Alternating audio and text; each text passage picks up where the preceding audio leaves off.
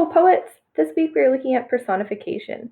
And personification is giving human qualities, so actions, feelings, or thoughts, to non human objects. And our job on the first page is to drag the green rectangle to highlight the object that is being personified in each statement, and then drag the purple rectangle to highlight the word or words that show the human quality that the object has been given. And we may have to change the sizes of the rectangle, so I can show you how to do that as well. So the first one has been done for us. We can look at this as an example. It says the wilted flowers begged for water. So again, the green one is highlighting the object that is being personified. So that's why they highlighted wilted flowers.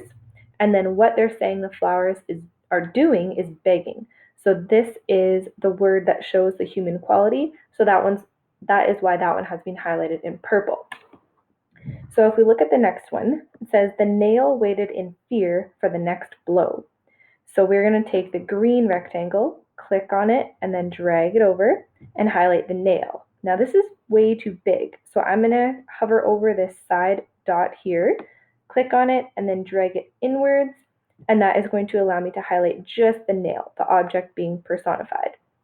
The next one is the purple rectangle, so I have to click on that and drag it over. And for this one, I'm looking for what it is saying that the nail is doing, what human quality it has been given. So I want to highlight waited or even waited in fear. So that one, if I'm going to highlight all three words there, that fits pretty well. So I don't need to change the size of that one. And then I could move on to the next one. So just remember green for the object that is being given a human quality, and then purple for whatever that human quality is.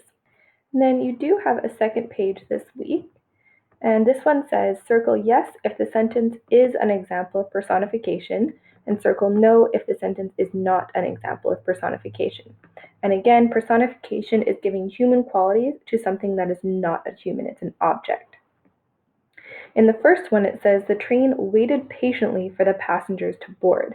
And I know that this is personification because a train is an object, and a train can't really wait patiently, it would just sit there. Something that says waited patiently would usually refer to a human, so this is an example of personification. So I'm going to click on the circle and drag it over to yes. And then if we look at one more, it says Maria gathered the beautiful flowers in the morning light. And in this sentence, we're assuming that Maria is a person, and a person could gather something together. So that's not an example of personification. It's just something that a human would do. So I'm going to click on the circle for this one and drag it over to no. And then I would keep going through all those ones for part A. And part B says fill in the blank with the correct word to personify the sentence.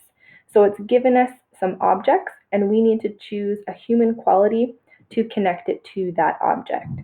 So the first one says the hot sun was something down at us.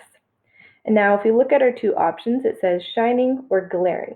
Shining is something that a sun could do. That wouldn't really be personification because that's a common way to refer to the sun. But glaring is usually a human quality.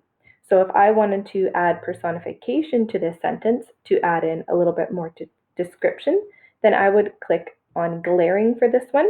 And it doesn't look like you can drag it, so you might actually have to click on the box and then type it in there.